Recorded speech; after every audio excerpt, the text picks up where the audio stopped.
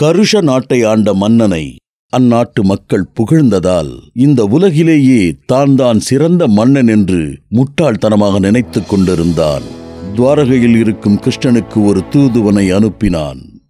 கிருஷ்ணரின் அரண்மனைக்குச் சென்ற தூதுவன் அந்த மடலை கிருஷ்ணனிடம் படித்துக் காட்டுகிறான்.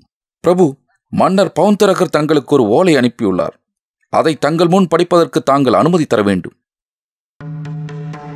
தாராளமாக படியுங்கள். நான் தான் ஈடு இணையற்ற வாசுதேவன். இந்த உலகத்தில் எனக்கு ஈடு இணையாக எவருமே இல்லை. மனித இனத்திற்கு கருணை காட்ட நான் இந்த உலகத்தில் அவதரித்திருக்கிறேன். போலியான உனது பெயரை விட்டுவிடு கிருஷ்ணா. நீ உனது முட்டாள்தனத்தினால் எனது அடையாளங்களை சுமந்து கொண்டிருப்பதையும் விட்டுவிடு. என்னை நீ உன் மன்னனாக ஏற்றுக்கொள். இல்லையென்றால் கடுமையான போரில் நீ என்னை சந்திக்க வேண்டியிருக்கும்.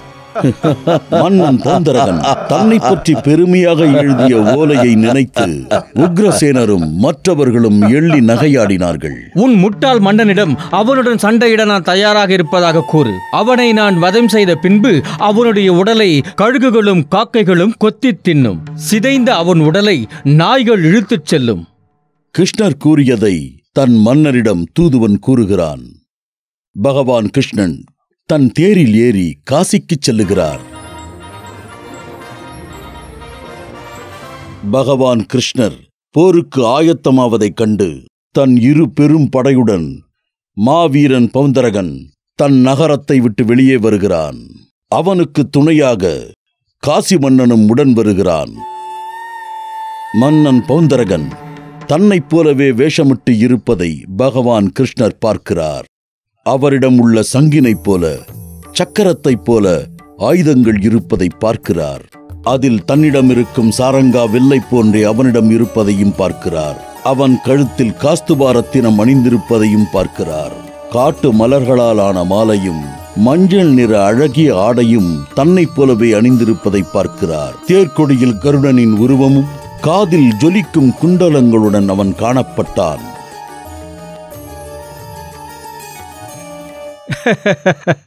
என்னை போன்றே உடையணிந்து தோற்றமளிப்பதால் இந்த மன்னன் என்ன சாதித்துவிடப் போகிறான்? இவனுக்கு என்ன தைரியம்?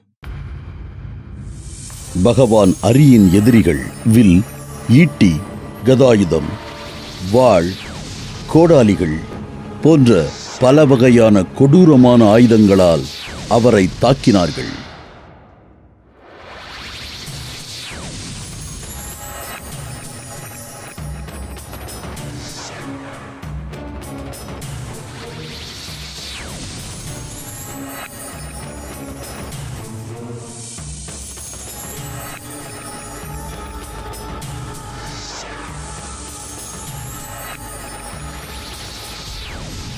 பகவான் கிருஷ்ணர் பவுந்தரகன் மற்றும் காசி மன்னனின் யானைப் படைகளையும் காலாட்படைகளையும் தேர்ப்படைகளையும் குதிரை படைகளையும் தனது அம்பினாலும் வாளாலும் சுதர்சன சக்கரத்தினாலும் தாக்கினார்.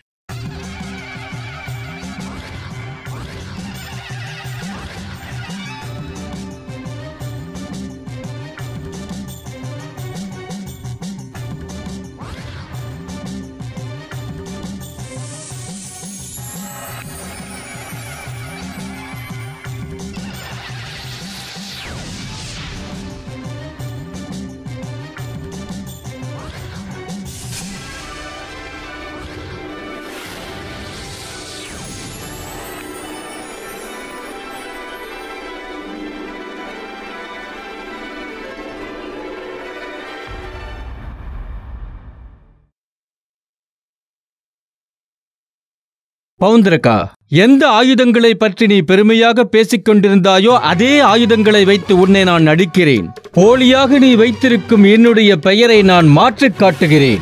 பவுந்தரகன் தேரினை தனது அம்பினால் பகவான் கிருஷ்ணர் துளைத்தெடுத்தார். சுதர்சன சக்கரத்தைக் கொண்டு அவன் தலையை அறுத்தெறிந்தார்.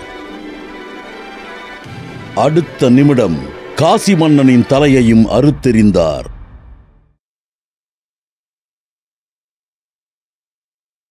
தன் எதிரிகள் இருவரையும் அழித்த பகவான் கிருஷ்ணர் துவாரகைக்கு திரும்பினார்.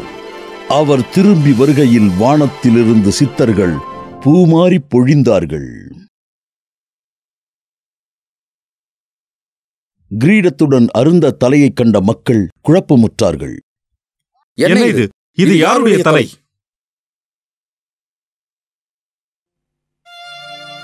அருந்து கிடந்த அந்த தலை தங்கள் மன்னன் காசியின் தலைதான் என்று உணர்ந்த மக்களும் ராணியும் அவரது மகனும் மீளா துயரத்தில் ஆழ்ந்தார்கள்.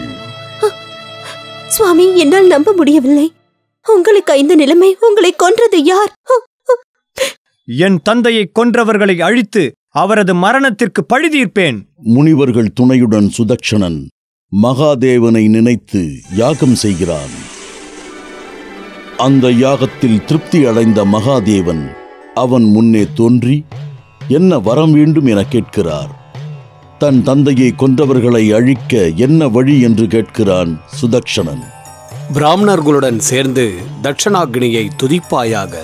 அந்த தட்சணாக்னியை பிராமணர்களுக்கு எதிரானவர்கள் மீது நீ ஏவிவிட்டால் அது உன் எண்ணங்களை ஈடேற்றும். தட்சிணாக்னியை வணங்கத் தொடங்குகிறான் சுதக்ஷணன். யாக குண்டத்தில் இருந்து புறப்பட்ட நெருப்பில் மிகவும் ஆக்ரோஷமான நிர்வாணமான ஒரு அரக்கன் தோன்றுகிறான். அவனது உருவமும் அவனது தலைமுடியும் ஒரு செப்பினை போன்று மின்னியது. கண்கள் அக்னி குண்டமாக எரிந்தது. அடர்ந்த புருவம் கொண்ட அவன் முகம் மிகவும் கொடூரமாக தோன்றியது. வாயிலிருந்து தொங்கிய நாக்கு இருபுறமும் சுழன்று அச்சத்தை ஏற்படுத்தியது. பனைமரம் உயரத்தில் உள்ள அவனது கால்கள் துவாரகையை நோக்கி துணை படைகளுடன் ஓடத் தொடங்கியது. பூமி நடுங்கியது. தீப்பிழம்பு எழத் தொடங்கியது.